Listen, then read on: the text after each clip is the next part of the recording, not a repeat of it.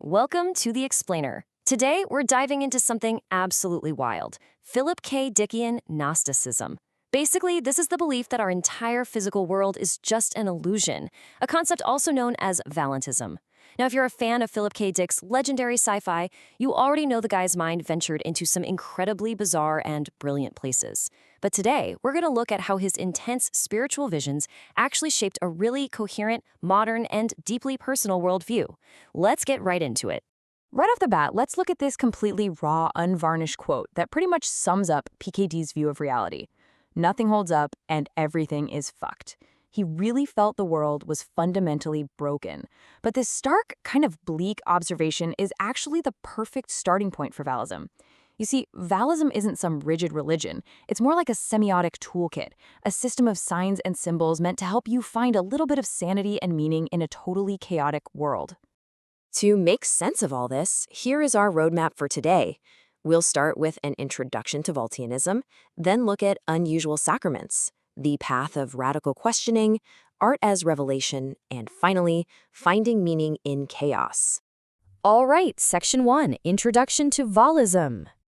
You know, there's a fascinating contrast between Philip K. Dick and his sci-fi contemporary, L. Ron Hubbard.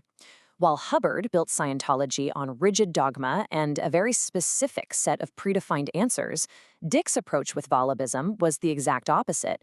He literally focused on endless questioning. He actively resisted the idea of any fixed core belief.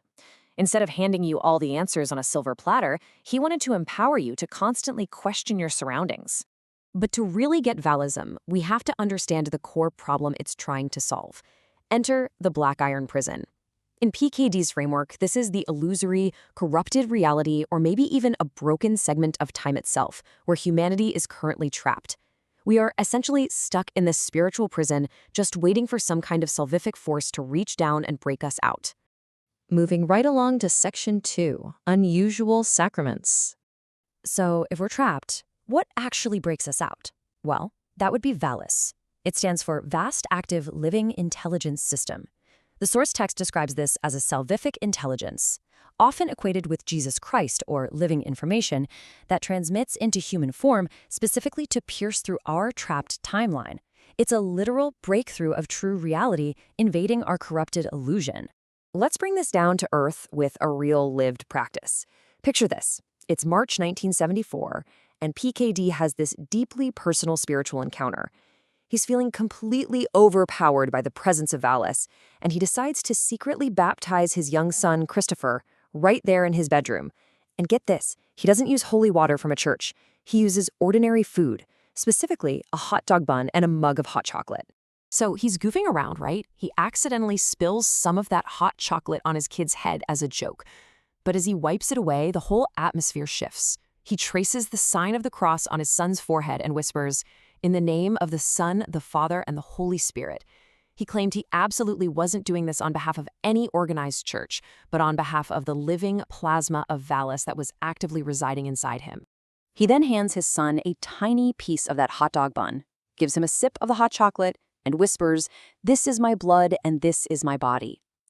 PKD genuinely felt he was performing the Holy Eucharist right there on the bedroom floor.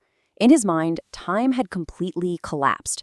They weren't in 1970s California anymore. They had transcended time and were literally in Jerusalem around 35 AD. And man, this just perfectly nails the first pillar of Valism, ad hoc sacramentalism. It's all about transforming the absolutely mundane into the sacred through deeply personal inspiration. It proves the literal truth of the miracle of matter. Profound, eternal moments don't require grand cathedrals or ordained priests. They can happen with a hot dog bun in your kid's bedroom as long as there is absolute, unpretentious sincerity.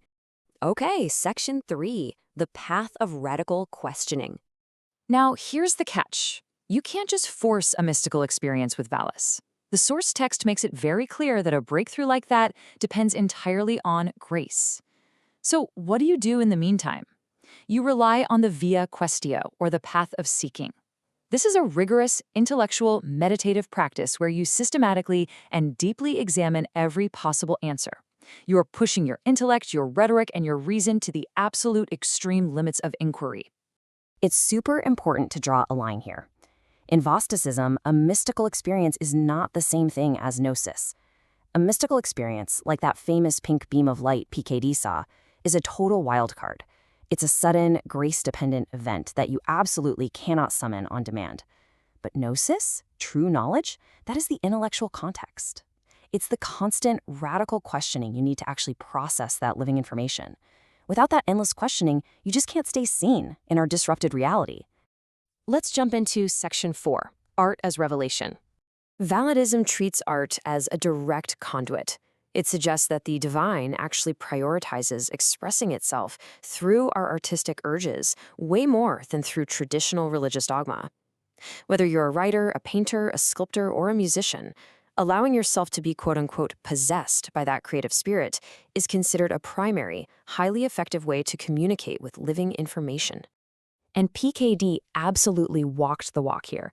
He wasn't just a philosopher sitting in a room, he was a true aesthete.